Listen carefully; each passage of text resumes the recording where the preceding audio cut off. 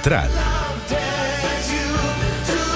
11 de la mañana con 3 minutos y partamos de inmediato conociendo las últimas cifras de la nueva encuesta Criteria que sale hoy. Estamos con Cristian Valdivieso para que nos dé todos los detalles de la primicia. ¿Cómo estás, Cristian? ¿Qué tal, Mónica? Muy buenos días. Día clave, debate, hoy día uno de los tres. Además, dicen los analistas, y tú eres uno de ellos, que es especialmente importante porque faltan 3 semanas, entonces es el tiempo que se requiere para que también cualquier cosa que ocurra hoy en la noche tenga un peso, ¿no?, en la conducta del votante en la primera vuelta.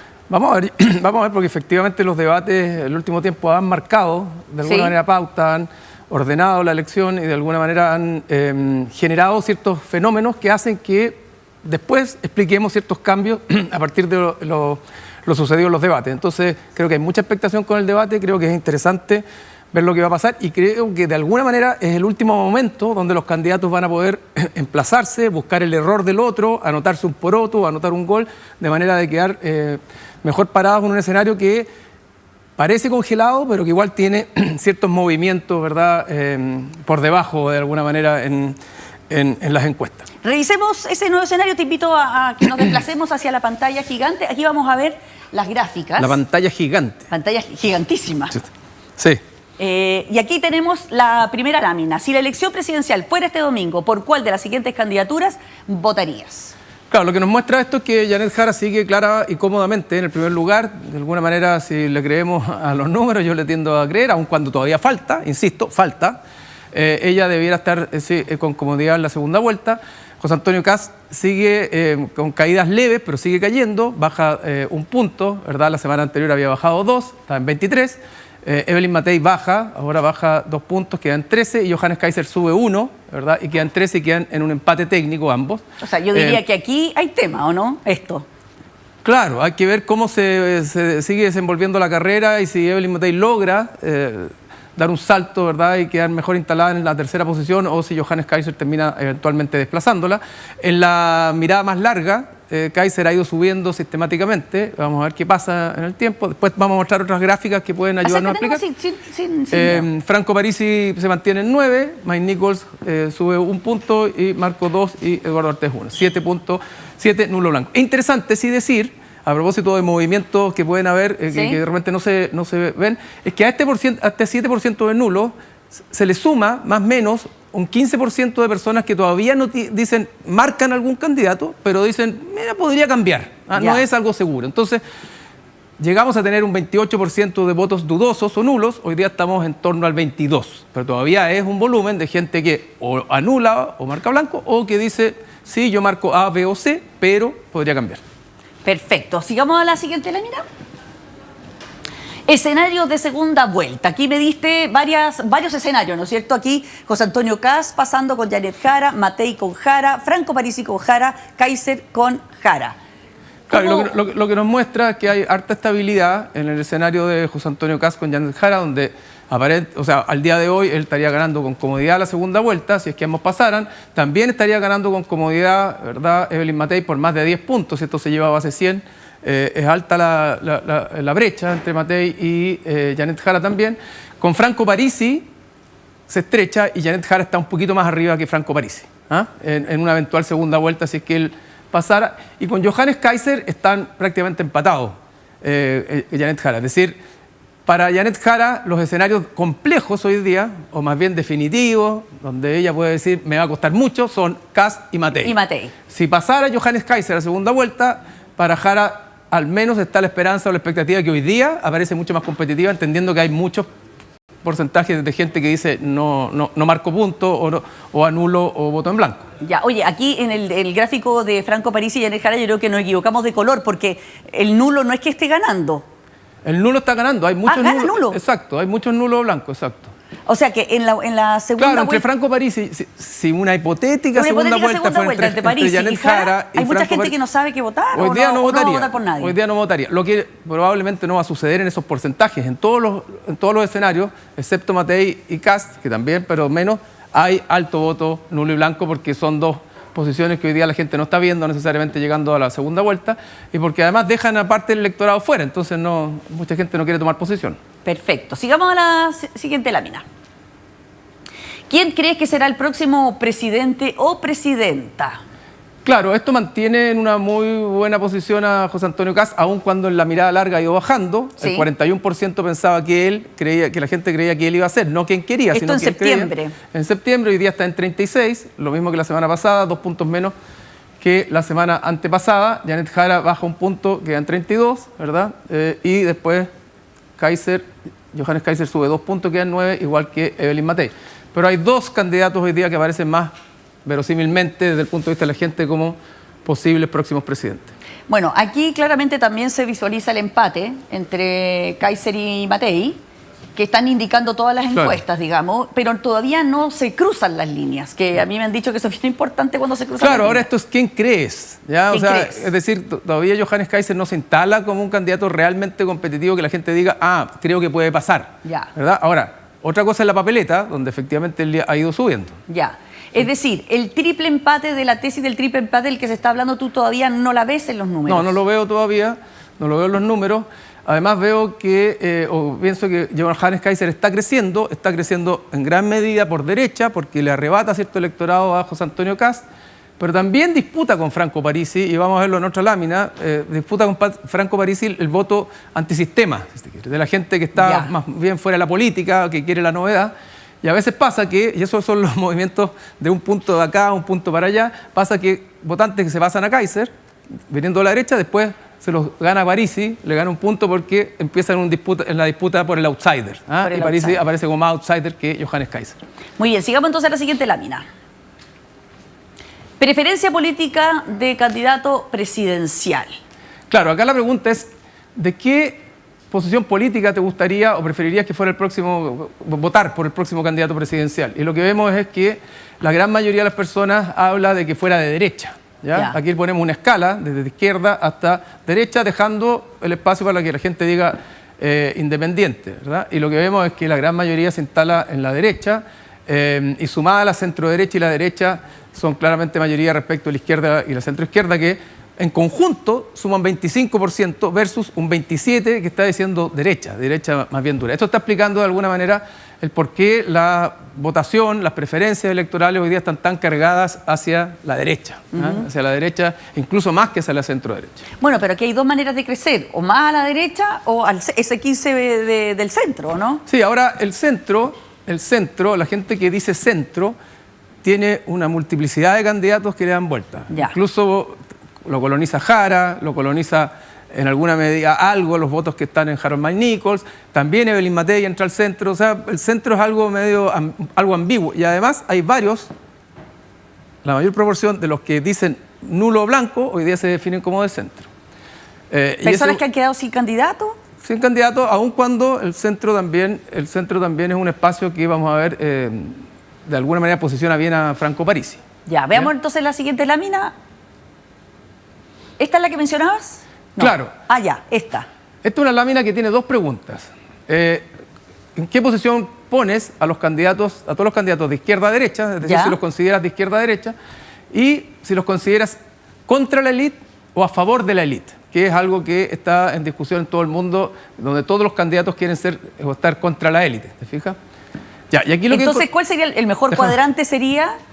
No hay un mejor cuadrante. El mejor cuadrante es ir ganando. No, pero te pregunto, a ver, si la derecha, tú dices que la gente se está inclinando por la derecha, cuanto más a la derecha te perciben, Exacto. debe ser Bueno, mejor. Vamos explicando y ser esto. anti-elite, ¿o no? Exacto, vamos explicando esto. Primero, y en color naranja tenemos dónde sitúan los votantes al candidato. Ya. Es decir, quienes votan por Kaiser, ¿dónde lo ven? Quienes votan por Kast, ¿dónde lo ven? Ya. Entonces lo que vemos acá es que el candidato Kast, en el total de la población, es visto como muy de derecha, está en el punto 9, incluso más de derecha, un poco más de derecha que Jara, que como se ve a Jara en la izquierda. Ya. Y, Sí. que los votantes de Kast lo ven prácticamente igual. Ya. ¿Te fijas? Después, los votantes de Kaiser ven a Kaiser más de derecha que el conjunto de la población, que lo ve incluso menos de derecha que José Antonio Kast. Ya. ¿Te fijas? Entonces, de alguna manera, Kaiser está captando electorado por la derecha de José Antonio Kast, pero el conjunto de la población todavía no lo ve tan de derecha. Y a lo mejor, en la medida que el conjunto de la población lo vea más de derecha, le va a permitir a Kaiser seguir creciendo. Ya. ¿Pro-elite te refieres como establishment o anti-establishment? O sea, ser de... Exacto, estar a favor de lo establecido, los partidos, La continuidad de la del continuidad del establishment, de alguna manera. establishment, ¿ya? Exactamente, ser parte del ecosistema político tradicional. Perfecto. Y lo que vemos es que en general los votantes de los distintos candidatos ¿Ya? tienden a verlos a todos menos del establishment que los ve el total de la población. Es decir, la gente está eligiendo a sus candidatos queriendo que estos sean menos establishment que lo que son realmente, o lo que los ve el conjunto de la población. ¿Se entiende? Es decir, los votantes de Kaiser, de Kast, de Matei, de Parisi, de McNichols, de Meo, de Jari, de Artés, los ven a ellos menos elite de lo que los ve el conjunto de la población. Es decir, la sociedad chilena hoy día, cuando elige a alguien, lo quiere ver menos elite que a favor de la elite, menos establishment, menos del sistema o el ecosistema político tradicional. ¿Ya? Ya. Y lo otro interesante acá es que el más alineado entre como lo ven, derecha, izquierda y elite, anti-elite, es José Antonio Kast. Y que en general a la gente de izquierda se la ve menos elítica. Sí. Menos elítica que a la gente de derecha, eso como por defecto. Y que los votantes de Kaiser y de Parisi, dentro del mundo de la oposición, son los que más los valoran a ellos como anti-elite, de alguna manera. Entonces, cuando yo te decía que Kaiser le quita a veces votos a Kast por derecha, porque sus votantes son muy de derecha, y después te decía que a veces esos votos que recibe Kaiser se los empieza a disputar con Parisi, es porque ahí entra en la disputa quién es más antisistema. Entonces, Kaiser tiene una doble disputa hoy día, que a veces puede ser una lógica de vasos comunicantes, que es una disputa por derecha con Kast, ¿verdad? Y una disputa por ser menos del sistema con Franco Parisi, que es hoy día, junto a Harald McNichols, el que más identificado está con el centro. Perfecto. ¿Tenemos más láminas? Tenemos algo más todavía.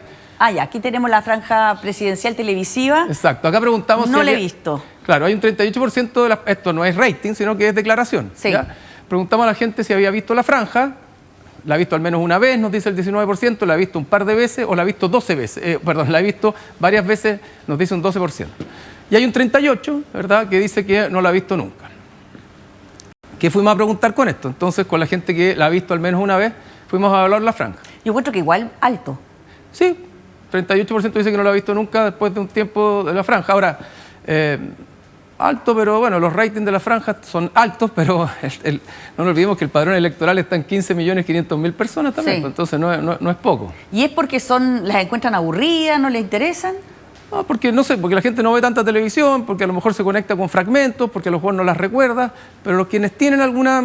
Igual, a ver, 38% lo que nos está diciendo es que hay un 72% que la está viendo. Que la está viendo, sí. O sea, un 62%, claro.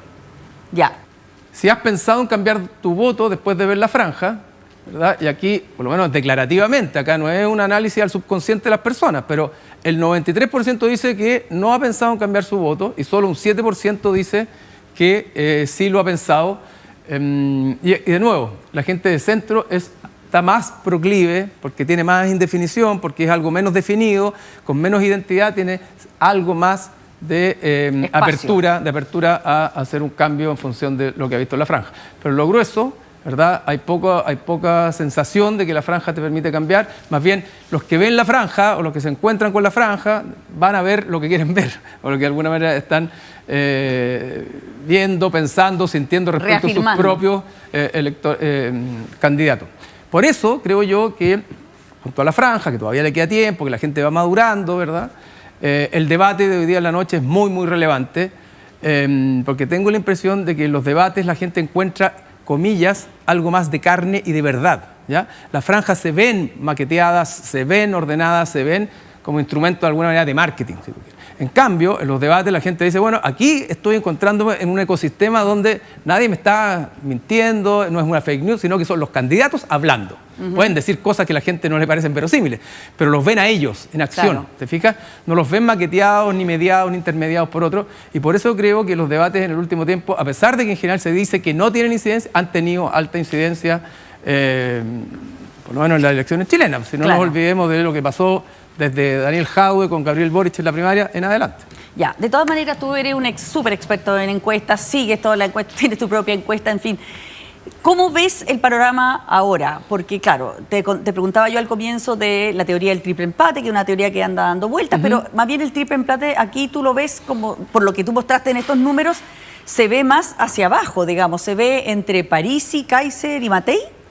Sí, mira, todavía queda algunas encuestas públicas, la próxima semana queda la última antes de la veda. Yo pienso que esto se puede mover, pero hoy día un triple empate de las derechas yo no lo estoy viendo con claridad. Lo que no significa que la tendencia es que Johannes Kaiser va subiendo, pero como te digo, va subiendo por derecha, pero también va peleando con Parisi por el votante anti-establishment. Y ahí puede producirse una suerte de paridad, donde lo que gana por derecha eventualmente no todo lo capitaliza porque puede empezar a perderlo en la otra disputa con Parisi. Y probablemente vamos a ver hoy día en el debate una disputa de Parisi que quiere ir a quitarle a Kaiser ese voto anti-establishment, ese voto anti-sistema político. Y vamos a ver una disputa entre ellos dos de manera importante. ¿Y podría haber una disputa entre Kaiser y Kast? Porque yo hoy día, en una entrevista que sale en el Mercurio, veo que ya Kaiser está mucho más, a pesar que dice yo no quiero hablar de Kast, son aliados, o sea, son en la misma coalición parlamentaria. Sin embargo, veo que le está yendo mucho más directamente hacia Kast que hacia Jara o hacia el gobierno. Es que Jara ya está en segunda vuelta en rigor. O sea, al final del día, es lo más probable, al final del día los candidatos que se enfrentan a Jara van a usar a Jara para enfrentarse al gobierno. Sí. Porque si hay algo que de alguna manera ha venido definiendo esta elección, en gran medida es quién es el mayor opositor al gobierno, ¿ya? Y el gobierno tiene un 30%, 32%, 28%, pero quien encarna en mayor medida la oposición al gobierno, de alguna manera, es quien ha ido liderando, moviendo las encuestas. Entonces, como dices tú, Kaiser tiene una disputa por derecha con Kast y tiene una disputa por el voto anti-establishment con Parisi. Todos tienen más de una disputa, pero en general, la única que va a ir pudiendo hacer una campaña de segunda vuelta o hablando en lógica de segunda vuelta es Janet Jara. Y José Antonio Kast, que a lo mejor lo intentó en otros debates, hoy día está más amenazado. Y al estar más amenazado, lo más probable es que volvamos a ver a un José Antonio Kast entendiendo que está en una elección de primera vuelta que se gana por derecha, ¿ya? Y no en una elección de segunda vuelta. En el debate anterior de Chilevisión estaba más holgado y él podía jugar el juego un poquitito más de estar en segunda vuelta. Hoy día creo que vamos a tener un debate entre las derechas muy de primera vuelta y una Janet Jara que ya sabe que está en segunda vuelta y por lo tanto puede hacer otro un tipo discurso de discurso o una narrativa distinta. Muy bien, Cristian Valdivieso de Criteria, muchas gracias por acompañarnos. Una licencia cortita, mandarle un saludo a mi madre que está hoy de cumpleaños. Ay, feliz cumpleaños a la mamá. Exactamente. Muy importante. Muy feliz ¿Cómo cumpleaños. se llama tu mamá? Leonor Cariola. Cumple varios años y todos muy bien vividos. Qué bueno, sí. Lo mejor para celebrar a Leonor. Muchas gracias por la licencia. Muchas gracias, Mónica. De todas maneras, vamos a hacer una breve pausa aquí en Mesa Central Domingo y ahora vamos a mostrarles un estudio que ha realizado Ann Holster con Acerta y está aquí en estudio Ian McKinnon acompañándonos para darnos y explicarnos un poco de qué se trata este estudio que ustedes hicieron, esta medición que hicieron ustedes. ¿Cómo estás? Hola, Mónica. Muy bien, gracias. Buenos días. Sí. Vamos a hablar de los aportes a campaña. Aportes individuales a las candidaturas presidenciales comparados con el 2021 y el 2017 a un mes de la elección, es decir, 4 viernes antes del fin de semana electoral. Perfecto. Y recordemos que los aportes a campañas se pueden mantener anónimos, digamos, bajo un cierto cifra. Así es. Actualmente el monto es cercano al 1,5 millones de pesos. Bajo ese monto que uno aporta a las candidaturas, la persona puede optar por que no se publique su nombre, no se ha identificado. Sobre ese monto es obligatorio que el Servicio Electoral, al momento de actualizar su información cada viernes, señale quién es la persona que está haciendo ese aporte. Pero todos los aportes son públicos. Los montos son publicados, sí. Son publicados. Y esto incluye no solo los aportes individuales, sino que los aportes que hacen los partidos o los propios instrumentos financieros que los propios candidatos ingresen. Principalmente son créditos de consumo que van a ser después contrapagados con se tienen que colocar en esa lista. En esa lista, exactamente. Ya, porque te voy a preguntar después, me llama la atención algunas cifras que vamos a mostrar. Ya, partamos por la primera lámina y acerquémonos a la pantalla si quieres. Bueno, aquí está la evolución de los aportes de campaña a 4 semanas de la elección. Sí, este es un trabajo que hicimos con un Holster, el equipo de CIE Chile y Acerta. Fuimos a buscar la información de este año, pero la quisimos comparar también, como decía, con los aportes a la misma fecha, en el año 2021 y el 2017, aportes individuales a candidaturas presidenciales, ¿ya? ¿Por qué lo hacemos? Por una razón bien específica, es que aportar a candidaturas, o sea, una donación monetaria, es una forma de acción política, como puede serlo ir a votar, ahora es obligatorio, es menos quizás compromiso de la persona, pero ir a votar, militar en un partido, participar en manifestaciones públicas, etcétera, etcétera. Esto está medido como un elemento, un ejemplo más de acción. Entonces, fuimos a ver cómo se estaba comportando la cantidad de aportes de personas a las candidaturas Y lo que notamos a un mes de la elección, es decir, hasta el viernes pasado, es que la cantidad de aportes de personas, de individuos, a las candidaturas ha bajado drásticamente en relación a las últimas dos elecciones. Casi un 60% menos que la del 2021 y un rango parecido a la del 2017. Usamos también como antecedente, como parámetro, los aportes a las candidaturas parlamentarias, Senado y Diputados, un poco para corregir. Que se mantienen, básicamente. Y básicamente se mantienen, en exactamente. el tiempo. Exactamente. O sea, aquí hay un asunto que había que ir a mirar. ¿Qué está pasando? Claro, ¿qué está pasando? ¿Por qué la gente está menos incentivada en aportar a los candidatos presidenciales? Tenemos como 4 explicaciones, algunas ¿Ya? como con evidencia desde la academia, habría que probar para el caso chileno, y otras que son como observaciones que vemos nosotros en la calle.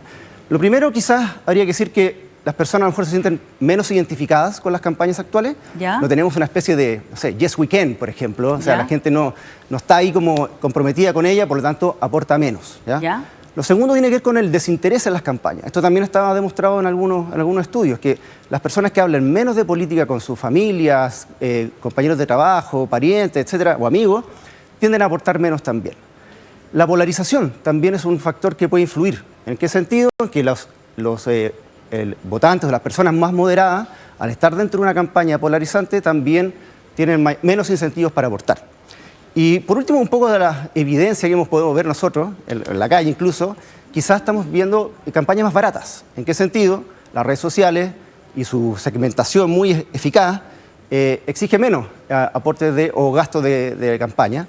Y por último también está el voto obligatorio, que es ineludible. Va a haber mayores montos, aportes públicos a las campañas, por lo tanto...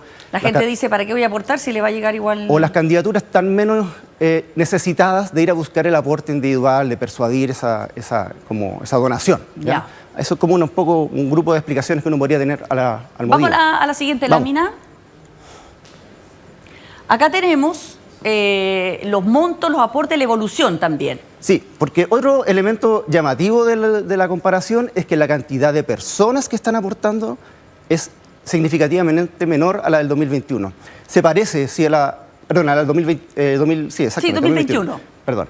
Se parece a la del 2017 en cantidad de personas, pero si uno ve el aporte promedio, uno se da cuenta que el monto promedio para esta elección difiere bastante de la del 2017. Aquí estamos viendo aportes que seguramente eran con mucha publicidad, y aquí hay un factor también de la campaña del expresidente Sebastián Piñera, que recaudó una gran cantidad de aportes, cerca del 80% eran montos con publicidad, de harto valor. ¿ya? De harto valor. Entonces, si uno se queda entre el 2015 y el 2021, se da cuenta que no solo bajaron los aportes, bajó la cantidad de aportantes, aunque se mantiene un poco el aporte. Esto está en valores nominales, entonces habría que corregir por IPC, esto algo así como el 25%, hay un monto parecido, pero tenemos menos gente aportando también. Un poco se justifica o se explicaría por las razones que daba hace un minuto. Bueno, y también porque quizás la gente, no sé, no recuerdo la situación económica del 2017, pero cuánta más plata o menos tenga la gente en su bolsillo. También, o la del 2021 era una campaña mucho más atractiva para la ciudadanía. Recordemos qué monto estábamos, pudo haber sido también una explicación ahí, había mayor movilización o acción política, si queremos verlo desde esa perspectiva. Perfecto. Sigamos la siguiente lámina, que es los montos totales que han recibido los candidatos. Así, aquí... Y esto me llama muchísimo la atención, porque se supone que esa plata que sale en cada uno, el monto, en esa columna de ahí, ¿es lo que tienen los candidatos para invertir? Es lo que han recibido de aportes de personas, de individuos. De personas. Sí, ¿ya? Pero no significa que sea lo único. No. Aquí dejamos fuera lo que decíamos, los créditos, por ejemplo. Los créditos quedan fuera, ¿ya? Y los aportes de los partidos a sus candidatos. Perfecto. ¿Ya? Esto es lo que la gente, personas normales y corrientes, han aportado. Exactamente. Y ahí lo mencioné en un minuto. Hicimos una distinción también entre aportes menores y aportes mayores. Pero primero aquí quería ver la cantidad de aportantes. Porque ese otro fenómeno que se muestra al revisar los aportes. Primero, la altísima concentración de aportantes en dos candidaturas, las que van ganando, José Antonio Casi y Yanel Jara, es casi cerca del 80% de los aportes están concentrados en esas dos candidaturas, y a su vez los aportes de individuos a sus candidaturas vienen a ser algo así como el 70% de su financiamiento total. O sea, es un elemento significativo para sus campañas, para su financiamiento. ¿Ya? Pero eso es número de aportantes, porque yo estoy viendo ahí que Evelyn Matei tiene menos aportantes, pero mucha más. El promedio de cada persona es muy alto. Exactamente, es una buena observación, porque el monto, la cantidad de aportes que ha recibido Evelyn Matei son por sobre este umbral que hablábamos de la publicidad. Son pocas personas, mucho, un ticket mayor, digámoslo así. Un ticket mayor. ¿Ya? De hecho, si uno ve al revés, los que aportan menos de un UF, nosotros hablamos como del aporte ciudadano, aquel que pone menos de un UF, están también concentrados en Jara y Kast. Algo así como el 80% de estos que han aportado menos de un UF están en ellos dos.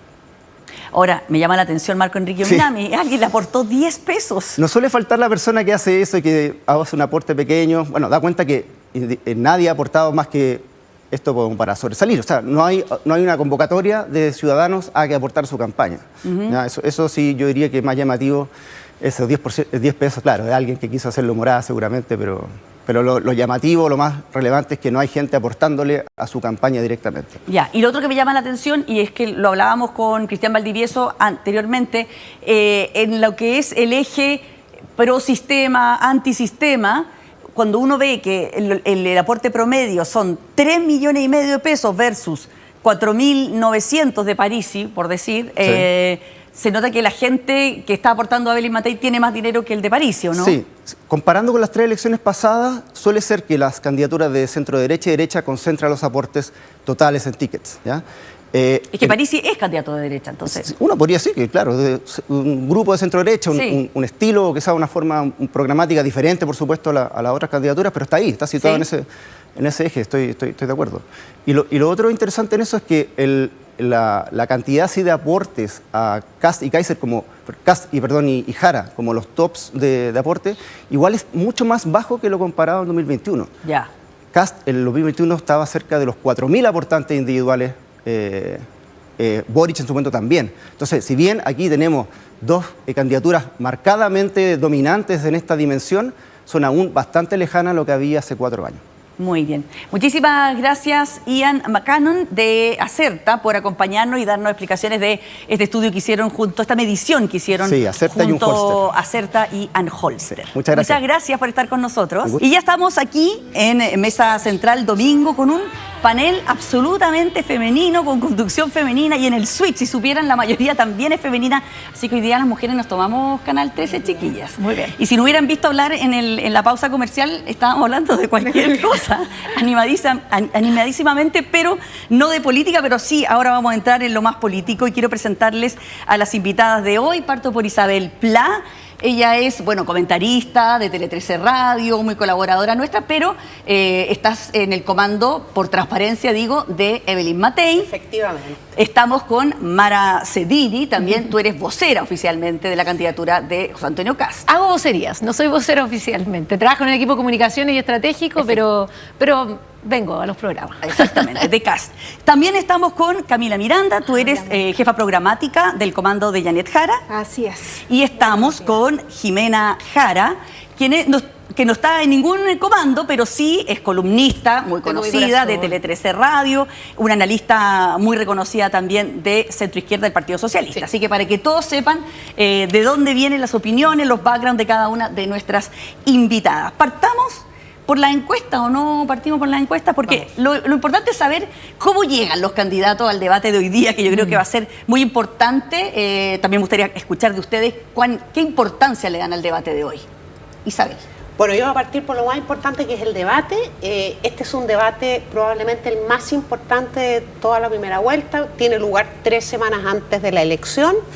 En un momento en donde un porcentaje importante, lo dijo Valdivieso, entre el 20% y el 15% no ha definido su voto, y esta es una oportunidad para hacerlo. Y desde aquí en adelante, lo que ocurre en ese debate ya es un poco más difícil desarmarlo en las próximas semanas. Así que eso, primero. Segundo, en términos electorales y a partir de la encuesta Criteria, yo creo que hay 2 o 3 temas que son 2 o 3 elementos que son indiscutibles. Uno, los 2 primeros lugares bastante consolidados, tanto el de Janet Jara, que tal como está hoy día en la encuesta, probablemente sea la primera mayoría en la primera vuelta, y José Antonio Kast en segundo lugar. Dicho eso, también un dato de la encuesta, en todas las alternativas, incluso hasta eventualmente con un Kaiser en segunda vuelta, Janet Jara es derrotada en el balotaje, y un tema que creo que es muy importante, todavía hay un espacio de competitividad abierto, de incertidumbre abierta, y hay 2 factores que son muy importantes. Primero, 5 millones de nuevos electores, el votante llamado obligado, que no sabemos cómo se va a comportar. Y en segundo lugar, un tema que ha estado levantándose en los últimos días, que es el voto oculto o el voto secreto, ¿cierto?, que podría beneficiar a alguno de los candidatos. Se dice que podría impactar la elección de Evelyn Matei. Pero creo que esos son como los tres elementos más relevantes del tema. Bueno, y el empate Kaiser-Matei, que vamos a ver cómo se sigue comportando en las próximas semanas. ¿Mara? Bueno, yo estoy de acuerdo que es un debate muy importante el de hoy. Ahora creo que hay muchas cosas que definen esta elección y en estas 3 semanas el debate puede ser significativo, pero también hay otro espacio. Yo creo que el hecho de que los candidatos estén recorriendo fuertemente el terreno es algo muy valorado por la ciudadanía. Ahí José Antonio Kast ha estado ya en todas las comunas de Chile. Es impresionante el cariño que recibe cada vez que llega a algún lugar de Chile. Y en ese sentido creo que estas últimas 3 semanas hay bastante en juego. En cuanto a las encuestas, me parece que efectivamente hay señales. Hay señales que al menos Janet Jara y José Antonio Kast serían los que estarían pasando a segunda vuelta. Sabemos que estos son escenarios abiertos, pero al menos eso es lo que dicen todas las encuestas. Dicho eso, todavía queda camino. Hay mucho que hacer, el debate va a marcar efectivamente un momento, pero las próximas 3 semanas yo creo que también están en ir definiendo los espacios, las posiciones y sobre todo, digamos, yo creo que se va a jugar un partido interesante en lo que significa la oposición, en las posiciones claras que tiene cada uno de los candidatos de oposición y cómo la ciudadanía, que hoy día, digamos, en gran parte se define como oposición, sobre todo a este gobierno, va a ir tomando la decisión de cuál es el liderazgo que más las acomoda, y hasta ahora a mí me parece que José Antonio Kast está encabezando ese liderazgo. Camila, la que menos se juega entonces es la candidata Janet Jara, que ya se la ve ya en segunda vuelta. O sea, siempre en la campaña electoral uno se está jugando día a día los resultados, porque no hay que olvidar que la segunda vuelta es un escenario distinto y muchas personas que en primera vuelta van a votar por candidatos que no pasen a segunda vuelta van a tener que tomar una decisión, y ese diálogo y esa cercanía se juega desde hoy día, no se juega directamente cuando empieza la segunda vuelta. Entonces es un desafío permanente y en cada debate Janet ha sido enfática en decir cuáles son las principales propuestas en materia de cómo llegar a fin de mes. Quisiera agregar un elemento adicional. Creo que el debate va a ser importante también porque justamente por las distintas encuestas vemos que en las derechas hay una competencia abierta y no cerrada. Hoy día José Antonio Kast está en el segundo lugar, pero va en una tendencia a la baja y Kaiser está creciendo. Y uno se pregunta por qué está ocurriendo ese fenómeno, y parece ser que Kaiser es quien está diciendo las cosas que realmente piensa y el resto, justamente pensando en la segunda vuelta, quizás para buscar más amplitud, no está siendo tan sincero con las cosas que plantean. Entonces yo creo que el debate va a ser interesante en esa materia, porque ahí hay una competencia efectivamente abierta. Y por otro lado, la primera vuelta quizás hoy día hay una claridad en quiénes van a ganar. Yo creo que Janet Jara efectivamente va a ganar la primera vuelta, pero también es importante con qué distancia. Algunos analistas dicen que logre tener una distancia de cerca de 10 puntos probablemente sea el próximo presidente o presidenta de la República, y por tanto un trabajo activo hoy día de cómo con las ideas podemos ir llegando a más personas e invitándolas a participar y votar por Janet Jara. Jimena. Sí, yo coincido con la Camila en el sentido de que sí es mucho lo que se juega, porque si bien Janet Jara hoy día no está tan apremiada, ella hoy día tiene este lujo, entre comillas, de que va una jugada atrás, ¿cierto? Pero tiene que ser muy estratégica, porque tiene que ganar con la mayor distancia posible y porque todos sabemos que el escenario de segunda vuelta es un escenario muy difícil para ella. Entonces, hoy día es la posibilidad de establecer un nuevo pie desde el cual ella se puede plantear a la ciudadanía y en general todos los candidatos, porque hoy día, o sea, mi impresión es que hasta ahora, propuestas más, propuestas menos, hemos estado en el ámbito del diagnóstico, de lo que necesita Chile y de dónde vamos a ir. Hoy día debería ser el día en que la narrativa, que es lo que a mí me interesa, se vea un poco más, ojalá, y cómo esas narrativas se van a materializar. Y ahí yo creo que una cuestión que es interesante de mirar es cómo las narrativas entran en diálogo, y de los 8 candidatos y candidatas hay 5 que tienen narrativas excluyentes, que son narrativas de ellos o nosotros, narrativas que taguean de alguna manera al otro para decir no tiene cabida en este país, ¿cierto? Porque son ineptos o porque son extremos, y ahí yo incluyo Kast, Kaiser, Parisi, Meo y Artés. Son 5 narrativas en las que la culpa de todo lo tiene un bando específico, ¿cierto? Los políticos, la casta política, la izquierda, los octubristas o el poder económico, etcétera, ¿cierto? Y ahí en ese panorama a mí me parece súper interesante hacer notar cómo hay 3 candidatos, Harold May Nichols, Evelyn Matei y Janet Jara, que apuntan a narrativas que tienen que ver con el acuerdo en la diferencia. Y yo creo que ahí hay una diferencia material que es súper importante, ¿cierto? Entonces esas propuestas se van a materializar de alguna manera, pero también es importante cuál es el propósito del Chile que se quiere construir. ¿Queremos barrer con los enemigos o queremos construir acuerdos? Porque eso es lo que viene después. Lo que nos muestran las encuestas es que la gente quiere cambios, pero quiere cambios con acuerdos. Isabel. Sí, yo mira, voy a empezar por lo que está planteando la Jimena, porque yo lo comparto. Creo que es muy interesante lo que ha estado pasando en esta elección presidencial. De alguna manera también pasó en el 2021, que es un juego entre la narrativa que tiene tracción electoral versus la narrativa que tiene tracción para el país. Claro. O sea, una cosa es cómo se gana y las razones por las que se gana, y luego cómo se gobierna, ¿cierto? Y cómo se mantiene una gobernabilidad y una trazabilidad para cumplir el propósito por los cuales otros candidatos quieren ser presidente de la República, para resolver problemas, impulsar solución de problemas. Yo creo que todavía estamos viviendo un clima en el mundo y en Chile también, en el cual las narrativas disonantes y radicales de ellos o nosotros están teniendo una tracción electoral, ¿cierto? Y no hemos logrado pasar a conversar, y no lo vamos a hacer en segunda vuelta tampoco, ¿cierto? A hablar de la narrativa respecto de lo que el país necesita, de los problemas, de cómo enfrentarlo, de cómo consolidar ciertas cosas. Ese es un punto muy importante. Y eso hoy día va a estar muy presente esta noche. Insisto, yo creo que la narrativa disruptiva, que a mí no me gusta, ni me representa como ciudadana, tampoco como una persona que ha tenido un rol político, reconozco que está teniendo una atracción electoral muy importante. Segundo, lo de hoy día es bien importante, y voy a señalar a tres candidatos así muy rápidamente. Para Janet Jara, como dice la Jimena, tiene que tener una visión estratégica. No es fácil ese punto de Janet Jara, porque está enfrentando tal vez el problema más grande que va a enfrentar un candidato oficialista, que es a un presidente de la República en su propia campaña, señalando de alguna manera que la elección presidencial está por perdida, poniéndose en el primer lugar como líder de la próxima oposición y eligiendo al adversario que le queda más cómodo, que es José Antonio Kast. Está enfrentando eso a Janet Jara, y hoy día vamos a ver cómo lo supera. Kast va a enfrentar dos cosas que son complicadas también. Uno, el alza de Kaiser, que no cabe duda que lo afecta principalmente a él y le ha impedido pasar al primer lugar, ¿cierto? No es lo mismo llegar a la segunda vuelta con el primero o con el segundo lugar.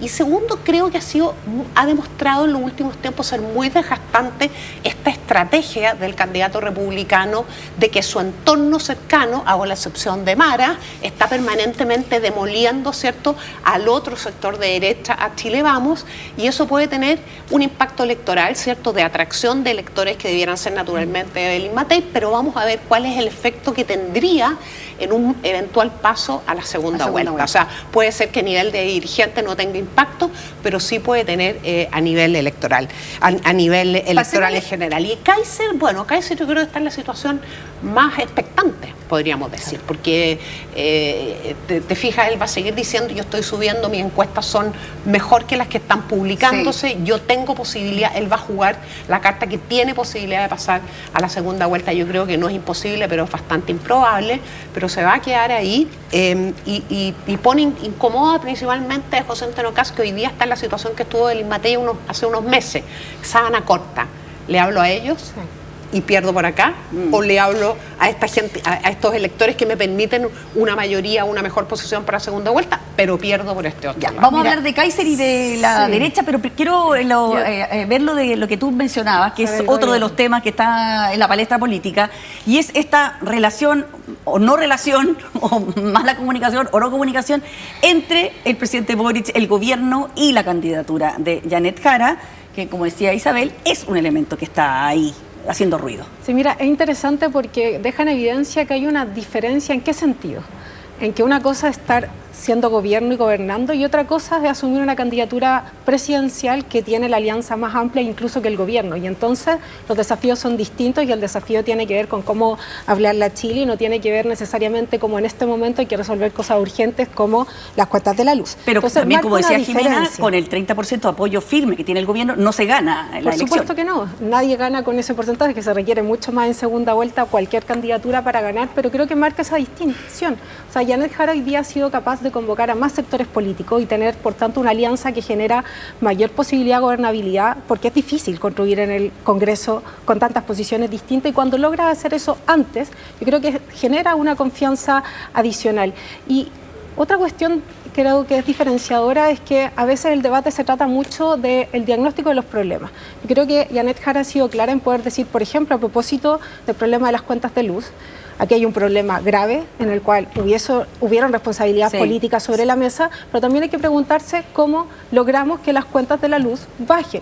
Y eso tiene que ver con propuestas concretas. Janet Jara presentó una propuesta de disminución del 20% de las cuentas de luz, considerando que hoy día Chile produce electricidad, o sea, energía limpia, y que esa se puede trasladar a las cuentas a fin de mes. Entonces es una invitación también a las otras candidaturas, a que aquí visibilizamos un problema que es real. Las cuentas de la luz afectan a las familias. El resto se compromete también a mirar alternativas para disminuir las cuentas de la luz, aprovechando estas posibilidades que hoy día Chile tiene con la energía que produce. Entonces nos parece que ahí está el foco importante, y es la candidatura de Janet Jara haciéndole planteamientos al país y no lo que le corresponde al gobierno, que es efectivamente gobernar, lo que va a ser definitorio a nuestro parecer en la segunda vuelta. Y debería Janet Jara aprovechar el debate de hoy como saltándose ya la primera vuelta y ir a un mensaje mucho más por encima, mucho más de segunda vuelta, con otro tipo de mensaje, y se lo pregunto a las dos. Sí, mira, a ver, la primera vuelta se juega en la primera vuelta, y yo creo que en eso no hay que perder perspectiva. Uno siempre mira lo que viene después, pero la primera vuelta es una elección donde hay 8 candidaturas políticas, donde probablemente Janet Jara, y esperamos no se que quieren así sea, adelantar ustedes salga primera, pero también hay que convocar al resto también para la segunda vuelta. Entonces eso hay que computarlo conjuntamente, y hoy día la prioridad de Janet Jara ha estado en plantear con propuestas concretas cómo se llega bien a fin de mes, y creemos que es el sello que, manteniéndolo en segunda vuelta, va a permitir convocar a más sectores también. Mónica, ¿cómo podría ser ese relato? Mónica, aquí hubo harto emplazamiento como para que para poder... Te voy a dar la palabra, Mara, sí, es porque vamos a ir para que termine, claro, para que cerremos el tema Jara-gobierno. Sí, yo creo que efectivamente ha sido una posición incómoda. Eso como me parece que no tiene sentido negarlo, ¿no? Como, bueno, se ha dicho... efectivamente, claro, la candidata queda en una posición incómoda, pero me parece que justamente hoy día se trata, y es la posición, o sea, como hoy día va a ser muy visto, y ella está en una muy buena posición para poder decir que ella está más allá del piso del gobierno y del techo del gobierno, que proyecta con una alianza más amplia, y que además tiene una mirada que está mucho más ajustada al momento de Chile. O sea, hoy día Chile tiene un montón de desafíos que tienen que ver con la seguridad, con el crecimiento económico, pero también con la certeza del día a día de la gente, ¿cierto? Entonces vemos que la canasta básica se altera inmediatamente por el precio de la luz, como dice la Camila, pero también tiene que ver con el precio de la educación, con los desafíos en salud, y yo creo que hoy día, entonces ella tiene que hablarle a un público más amplio y contarle cuál es el proyecto de país que tiene, que está desacoplado de una idea como ideológica. Hoy día hay un mundo de gente que no está ideologizada, que no se siente identificada ni de izquierda ni de derecha, y que tiene que decidir su voto, y que tiene que decidirlo en torno a promesas que tienen que ver con su cotidiano. Mira, varias cosas. Primero quiero partir por el tema que mencionaban respecto al alza que tiene Johannes Kaiser en la encuesta. Creo que a nosotros, como sector, eso es algo muy favorable. A mí me gusta que la gente hoy día se sienta orgullosamente de derecha, ¿ya? Y creo que a medida que eso se manifiesta en la ciudadanía y se plantea, me parece muy bien, así que para nosotros no es un problema, y creo que vamos a tener un tremendo equipo más adelante. Cuando nos dicen cuando nos dicen un poco de nosotros, es que quiero pasar por todos los puntos que fueron varios. Cuando nosotros nos dicen que nosotros estamos constantemente en este trabajo como de amigo-enemigo, a nosotros fue el propio gobierno, fue el propio presidente Boric quien se paró enfrente a toda la ciudadanía en una cuenta pública, que es un acto de Estado, a atacar a José Antonio Kast, a atacar a las propuestas y además a mentirle a la ciudadanía con respecto a la PGU. Eso a mí me parece mucho más grave, y me parece que es precisamente desde el oficialismo de donde proviene ese tipo de conductas. Nosotros a nadie de nuestro sector hemos tratado de extremo. Y ahí creo que hay otra candidatura como la de Evelyn Matei que tiene que hacerse cargo de esos dardos que lanza contra los del lado. Por último, me parece que es importante efectivamente el tema de los acuerdos. Y cuando se trata de cosas que tienen que ver con lo que todos los chilenos necesitan, nosotros hemos estado en primera línea. Los acuerdos de seguridad, que es la primera prioridad de los chilenos, la oposición completa dio su voto. Quienes no estuvieron dispuestos a negociar, quienes no estuvieron dispuestos a poner su voto por la seguridad de todos los chilenos, fueron gran parte del Partido Comunista del Frente Amplio. Entonces, cuando hablamos de acuerdos, cuando hablamos de hacer las cosas por los chilenos, bueno, con las cartas sobre la mesa. Ahí, una pregunta muy breve, disculpa Isabel. Entonces, ¿están de acuerdo con posturas de Kaiser como, por ejemplo, en la PGU hacia adelante en las mujeres, ponerla en revisión y que sea solo por su cantidad de hijos? O sea, si tienen tanta consonancia, ¿tienen consonancia en esas materias? Porque esa es nuestra preocupación. En definitiva, comparten las mismas ideas que Kaiser, son lo mismo, por eso no les preocupa que uno crezca y versus el otro. Con eso José Antonio Kast se protege para poder hablarle más gente y no dice lo que realmente piensa. Me generan esas dudas. Somos candidaturas distintas, con proyectos distintos, y a mí me parece que la propuesta de José Antonio Kast es la mejor para Chile. Podemos conversar, llevamos una lista parlamentaria y la candidatura de Johannes que sube implica que también sube nuestra lista parlamentaria. O sea, y eso me parece evidente, pero nuestro programa es el que está disponible, puedes ver, y todos esos temas están ahí planteados. A ver, yo quiero volver al tema central de esta mesa, porque es bien importante para el futuro también, no solamente para la elección, y vuelvo al punto que planteó la Jimena Jara respecto a las narrativas. La narrativa ellos o nosotros, la narrativa radical, fuerte, dura, de no podemos estar todos sentados aquí porque no resultan las cosas, versus la narrativa a la que estábamos acostumbrados en el país, que tenemos diferencias sustanciales, pero identificamos los mismos problemas y para adelante vemos cómo lo resolvemos. Yo ahí en ese sentido quiero decir que no cabe ninguna duda, y ha sido señalado también desde la izquierda a la derecha, que la posición, la candidatura de Evelyn Matei es la que ha mostrado mayor solidez en ese sentido, en la narrativa para el gran país, tanto en su visión, en su diagnóstico, como en sus propuestas y en su equipo y capacidad técnica y experiencia. O sea, es una candidatura en ese sentido, digamos, que conversa mucho con esa segunda narrativa. Insisto, y entendemos y reconocemos que la otra, la radical y la de ellos o nosotros, tiene una atracción electoral más importante. Segundo, un dato histórico, el acuerdo por la seguridad para traccionar, ¿cierto?, para sacar adelante 35 proyectos de ley, lo inició Juan Antonio Coloma como presidente del Senado, militante histórico y fundador de la UDI, ¿cierto?, que fue quien le invitó a la entonces ministra Carolina Toá a poner esto, y le puso, dijo, por lo menos los votos de Chile Vamos, la UDI, Renovación Nacional y Evópolis van a estar para sacar adelante. Y es muy interesante que efectivamente, como dice Mara, las otras bancadas de derecha se sumaron, excepto en algunos proyectos, algunas indicaciones que se votó en contra, que bueno, será discusión, como por ejemplo una de las indicaciones de la ley Naim Retamal. Pero ese es otro tema como más técnico. Pero en la iniciación del acuerdo, el primer paso lo dio, ¿cierto?, un militante histórico que en ese momento era presidente del Senado, que es Juan Antonio Coloma. Y tercero, yo aquí tengo una diferencia con la Camila y con la Janet y con la Jimena, porque ¿cómo puede Janet Jara evadir, ¿cierto?, el haber integrado el gabinete del presidente Gabriel Boric durante 3 años? Es que no es fácil, porque además estamos terminando 2 semanas muy malas para el gobierno, ¿cierto?, en donde sus banderas emblemáticas han sido muy golpeadas. O sea, el gobierno que iba a defender a los consumidores enfrenta el problema de las tarifas eléctricas. El gobierno que llegó, ¿cierto?, con la promesa de la educación y que salió a la calle en el 2011 y el 2019 por la educación, enfrenta el chascarro del CIMSE, que tiene una importancia simbólica y bien importante. Y el gobierno feminista deja Sala Cuna para el final, y aunque ha tenido menos cobertura mediática, el abandono simbólico de Nabila Rifo es un tema importante. Entonces, es enredado. Yo creo que la principal complicación de Janet Jara hoy día, incluso aunque critique el gobierno, es que representa la continuidad a un mal gobierno, y a un gobierno que incluso en sus banderas, ¿cierto?, en las banderas que eran más emblemáticas, ha tenido una gestión deficiente, reconocida como deficiente. Y cierro con lo siguiente. Hoy día la demanda es por orden y cambio. Quien interprete mejor ese orden y cambio va a ganar la elección. Me gustaría que los temas cotidianos fueran parte importante de la decisión de los electores, los temas de todos los días, los temas del futuro. Sin embargo, creo que tenemos que reconocer, y está muy explicado en la barra de Criteria, cuando, ¿cierto?, el 41% de las personas prefiere que su candidato sea de centro derecha o de derecha. O sea, no me había tocado ver en muchos años de elecciones presidenciales una posición tan explícita en ese sentido. Muy bien. Jimena. Hoy, sí, yo había pedido la palabra porque un poco para contestar sobre todo lo de las narrativas, ¿no?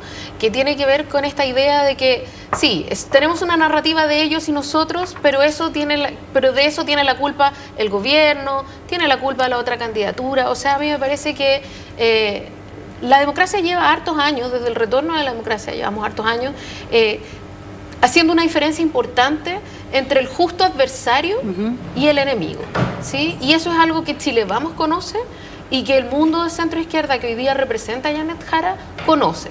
Y esa es la razón por la que todo ese mundo, por ejemplo, se une para pensiones, pero no se une el mundo republicano, ¿cierto? Porque quieren su propio, o sea, porque hay una diferencia aquí entre entender que el otro no piensa como tú, pero tienes que construir con él de todas maneras, y saltarte el acuerdo porque solo acepto aquello que a mí me parece correcto. Me parece que hay una diferencia importante, ¿cierto? Y yo estoy de acuerdo con Isabel en que el escenario es muy complejo para Janet Jara porque representa la continuidad de un gobierno, pero ella hoy día tiene una amplitud mayor que la del gobierno y tiene que ser capaz de demostrar que ella tiene una amplitud mayor y además ella en este gobierno, no tiene sentido decir que no fue parte de este gobierno o que no tiene cercanía con este gobierno, por supuesto que sí, pero ella encarna algunas iniciativas de este gobierno que fueron un cambio mayor. ¿Sí? Y a mí me parece que eso también es un activo.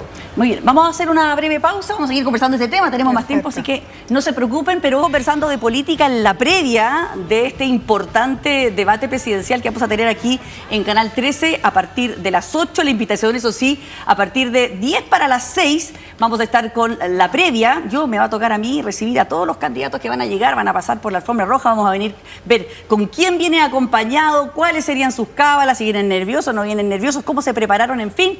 Luego tenemos el debate y luego tenemos además post-debate con todas las reacciones, así que va a estar muy entretenida la tarde y noche aquí en el 13. Sigamos conversando y voy a partir por Mara, porque Mara, tú dices que a ti te favorece que Kaiser suba, representando a la candidatura de Kast, y me cuesta creerlo, y sobre todo por la entrevista que hoy día sale en el Mercurio de Johannes Kaiser, donde dice que no se debe entrar a la carrera presidencial escondiendo lo que son sus convicciones. ¿Ha escondido Kast algunas de sus convicciones planteándose de una manera, quizá tratando de atraer otro público para aumentar su base electoral? Por ejemplo, no ha hablado de los temas valóricos. Aborto. Dos cosas. Uno, yo nunca dije que nos favorecía, yo dije que me parecía bien. Favorece a la lista parlamentaria. No, dijiste antes que te parecía... Pero me parecía bien para el sector que las ideas de derecha, la gente las valore y los candidatos estén arriba y las preferencias marcadas por las encuestas estén arriba. Eso me parece bien, favorece a la lista parlamentaria. Dicho eso, a mí yo quiero volver a este tema que tiene que ver con la narrativa. Pero prefiero que me contestes la pregunta primero. La pregunta, ¿cuál de las dos? Esta, ya. Que de alguna manera Kaiser sale a criticar a tu candidato diciendo que, no directamente, no lo menciona con nombre y apellido, pero que esconde sus convicciones y que ha eludido temas importantes como la agenda valórica. No ha eludido temas importantes. La campaña de José Antonio Kast, a diferencia de lo que han tratado de plantear, es una campaña, es un gobierno de acuerdo, que tiene que ver con los ejes principales que a los chilenos les interesa. Y por eso hablamos de este gobierno de emergencia, donde encabeza lo que es la seguridad y encabeza lo que es, digamos, el crecimiento económico en vías de más y mejores empleos. Dicho eso, nosotros todas las semanas, y por eso lo quiero conectar además con el tema de la narrativa, nosotros hemos transformado la narrativa en realidad. Nosotros todas las semanas sacamos planes nuevos, vamos consolidando nuestro programa de gobierno, vamos a regiones y sacamos planes muy alineados con la necesidad de los chilenos. Entonces, nosotros estamos con una candidatura que es clara, que ha hecho un llamado a una unidad nacional legislativa en pro precisamente de los ejes seguridad, economía y sociales para el próximo gobierno. Y a mí eso me parece que es claro de parte de José Antonio, lo hemos demostrado a través de los planes, a través de los discursos, a través de las necesidades de la gente y hemos hecho ese llamado a la unidad. Eso para mí es un liderazgo clave en cuanto a lo que la ciudadanía necesita hoy día. Entonces, la narrativa del gobierno de emergencia y que por tanto no me voy a meter en temas valóricos porque no son la urgencia en este minuto, ¿crees tú que ha sido exitoso y no esconde convicciones? No esconde convicciones y se pone con las necesidades de los chilenos primero. Mónica, Eso es. a mí me genera la duda de acuerdo con quiénes, porque hoy día están compitiendo con varias candidaturas de derecha, entonces ¿cómo le aseguran a las personas un gobierno de acuerdo? Me pregunto con quiénes y en qué. Y además agradezco que estén lanzando planes porque uno revisando el programa, a mí me toca hacerme cargo del programa Janet Jara con muchas más personas que trabajaron, hemos revisado el detalle y hay muchas preguntas que todavía no tienen respuesta. Los recortes de 21.000 millones de pesos, ¿qué pasa efectivamente con las pensiones de las personas si se revisa un componente de la reforma previsional que costó 10, 12 años en construirse con mucha dificultad, pero para que las personas vean un aumento de sus pensiones? Entonces, no sé con quiénes hacen acuerdo y tampoco cuáles son las precisiones, que creo que es algo que las personas esperan y ojalá en el debate de hoy día en la tarde empecemos a conocerlas un poquito más. Una cosa que yo he escuchado mucho en conversaciones totalmente informales, por supuesto, es que dicen, ustedes los periodistas no sacan al pizarrón a los candidatos en cosas que no se pueden hacer, ¿ya? Hay muchas propuestas sobre la mesa de distintos candidatos que uno dice, no se puede hacer. Entonces, ¿ustedes creen que hoy día los candidatos cuando se presenten, tú tienes que haber trabajado la preparación de José Antonio Kast, Evelyn Matei, Janet Jara, imagino que ustedes ya vienen preparados a presentar algo? ¿Qué consistencia van a entregar realmente para que el mensaje sea creíble para la audiencia? Sí, por eso me parece muy importante que en este contexto de debate presidencial, donde hay hartas declaraciones y diagnósticos que bienvenidos sean, pues las personas esperan soluciones y uno no puede seguir diciendo, prometerle el cielo y no decirle cómo trae el cielo a la tierra. Y en ese sentido, por ejemplo, un ingreso vital de 750.000 pesos, considerando que iban a haber preguntas válidas del sector económico sobre cómo afecta esto el crecimiento, cómo encarece el empleo, o preguntas de las pymes de cómo lo vamos a financiar, la propuesta dice 3 pilares para poder hacerlo, porque nos parece que la transparencia es central y es lo que genera reconstruir vínculos de confianza. De lo contrario, claro, marzo llega, pasan los meses, pasan los años de gobierno y te pasan la cuenta efectivamente por haber comprometido cosas que no se pueden hacer. Y en materia, por ejemplo, de los recortes fiscales, hay una pregunta habilitada y yo creo que es importante darla abiertamente a la población, porque hoy día hay cosas que le benefician a la población que cuestan harto. Y si uno piensa recortes muy grandes, probablemente las afecte. Estamos hablando de cuánto cuesta la PGU, cuánto cuesta la gratuidad, cuánto cuesta financiar la atención primaria de salud. Y eso, si uno va sumando, pucha, parece complicado la propuesta de José Antonio Kast de decir que no lo va a afectar. Entonces creo que la transparencia y la concretud es sumamente importante en este debate, sobre todo en tiempos de espera. Y ahí yo valoro el programa de Evelyn Matei cuando señala justamente cómo se va a hacer cargo en los tiempos de espera, porque me parece que eso permite un diálogo para que, siendo ella o nosotros quienes estemos en el gobierno, uno pueda decir, oye, acá encuentro acuerdo, avancemos de esta manera, pero no solo haciendo declaraciones grandes. Sí, yo tres cosas. El comando de Evelyn Matei ha criticado también la rebaja de impuestos la rebaja del gasto fiscal de Kast. Yo 3 cosas lo más breve posible. Yo primero quiero coincidir con la Mara en un sentido, o sea, es positivo, ¿cierto?, para todos los sectores de derecha el hecho que la agenda que genera más interés para los chilenos converse muy bien con los énfasis históricos de la derecha. O sea, no es que la izquierda no quiera seguridad, pero los énfasis de la derecha hoy día son muy centrales. Y yo creo que, insisto, la pelota se la va a llevar quien encarne el cambio en su mejor versión y el orden en su sentido más amplio, orden en todo sentido, frente a la autoridad, al Estado de Derecho, a la seguridad, en fin. 1. 2. Desde ese punto de vista, yo creo, Camila, sí, que tu candidata, que Janet Jara, enfrenta un gran flanco precisamente por orden, a cambio y orden. Ya hablamos del cambio, ella es la continuidad y el orden. Y es, ¿cierto?, esta persistencia histórica, tanto en el discurso como en la práctica, especialmente en el Congreso, de la izquierda y en particular el Partido Comunista, ¿cierto?, respecto de los temas de seguridad, respecto del ejercicio de la fuerza legítima encarnado en las policías, incluso en las Fuerzas Armadas, respecto de las políticas represivas, que por supuesto la sociedad tiene que tener políticas preventivas, pero hoy día la gran demanda, ¿cierto?, y a partir de los índices en materia de crimen, es una política represiva que sea efectiva en toda la línea. Y ahí tiene, ¿cierto?, yo creo, la oportunidad, la candidata del Partido Comunista, la candidata oficialista, de plantear una distancia clara, sólida, respecto de lo que ha sido históricamente ese sector político y respecto de lo que ha sido en estos años en las bancadas del Congreso. En los proyectos de seguridad a los que hacía mención Mara, ¿cierto?, hay muchos proyectos, yo seguí muy de cerca en donde la bancada del Partido Comunista y un sector importante del Frente Amplio votaba en contra persistentemente.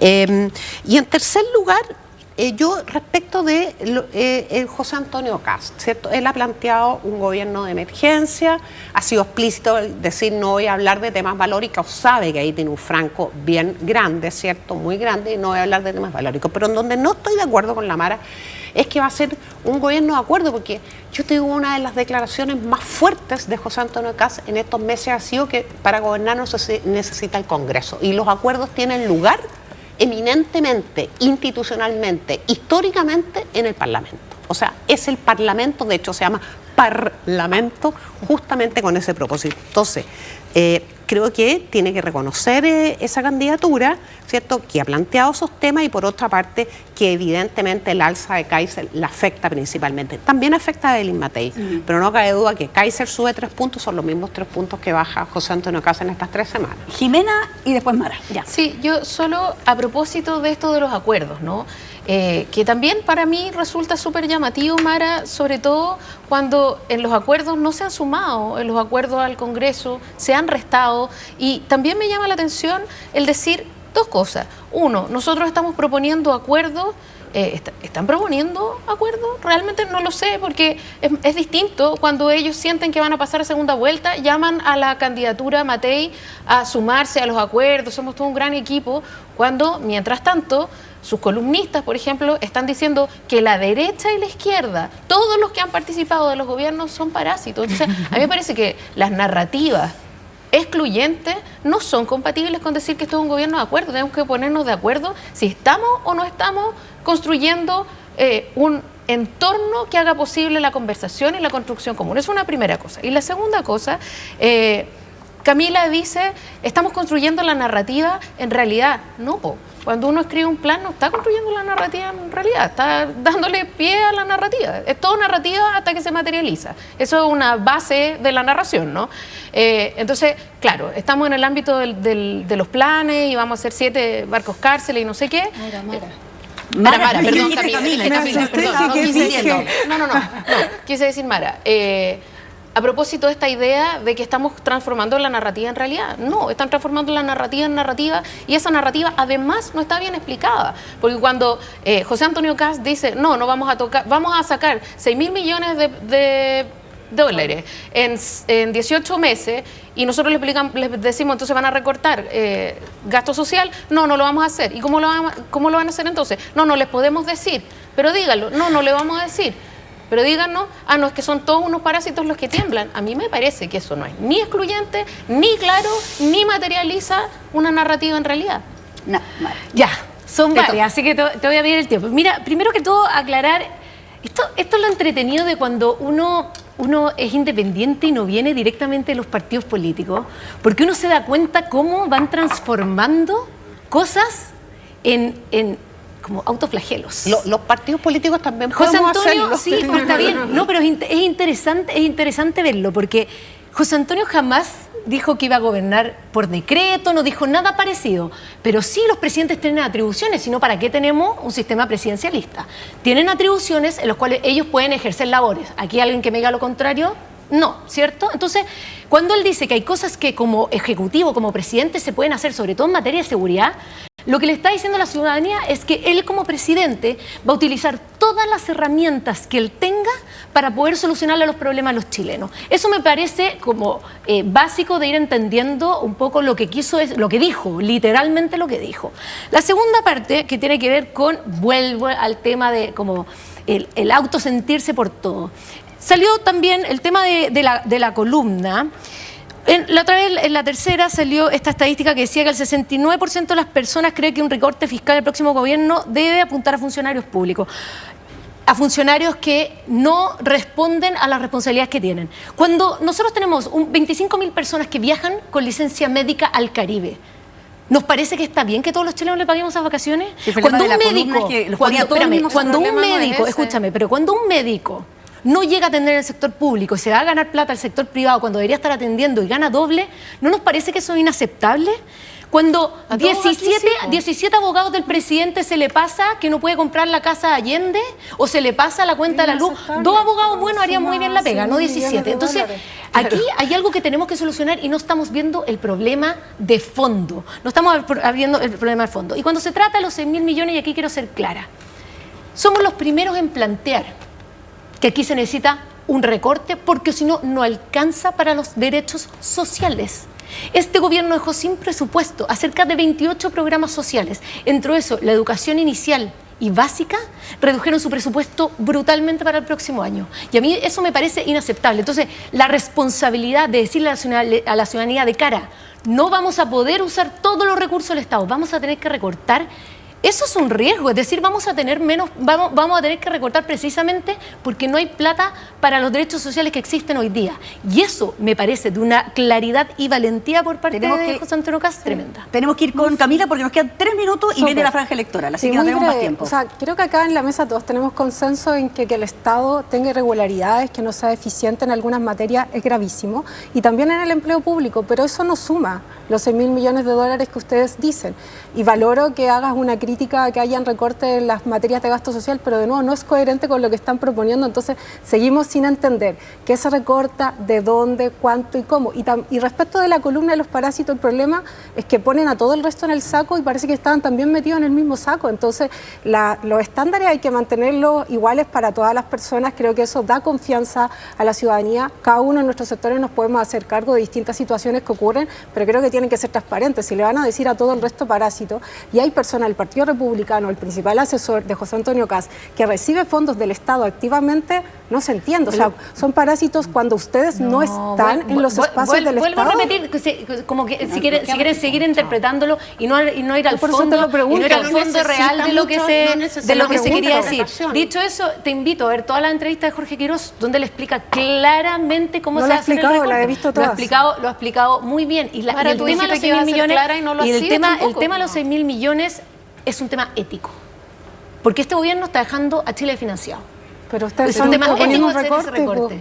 Y además, más del 55% del presupuesto, el presupuesto del Estado no es de gasto social. Entonces, todo eso es gasto político y hay mucho que cortar.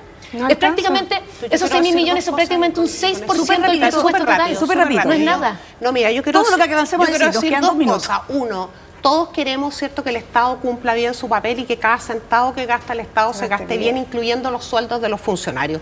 Segundo, quiero aprovechar de decirlo, Mónica, yo he sido una parásita en 2 oportunidades, he servido a Chile en 2 gobiernos, me siento profundamente honrada de haber sido convocada a servir. Puse lo mejor de mi parte y toda la gente que me rodeaba hizo lo mismo y dejamos una huella y eso nos enorgullece, no nos avergüenza. Y en tercer lugar, obviamente que hay que hacer un recorte muy significativo. Hay algunos estudios que dicen que son 6.000 millones en 6 años, pero es importante saber cómo se cortan 6.000 millones en 18 meses, ¿cierto? Porque no da lo mismo para el país y sobre todo para la gente que recibe beneficios. Bueno, muchísimas gracias a las 4 invitadas de hoy, Isabel Pla, Mara Cetini, Jimena Jara, Camila Miranda. Muy entretenida la conversación en esta previa de este debate que la cita es hoy. 10 para las 6 de la tarde con la previa, la llegada de los candidatos, el acompañamiento a sus camarines en la previa y luego, por supuesto, a las 8 en punto comienza este debate por las pantallas del 13. Que esté bien. Chao, chao.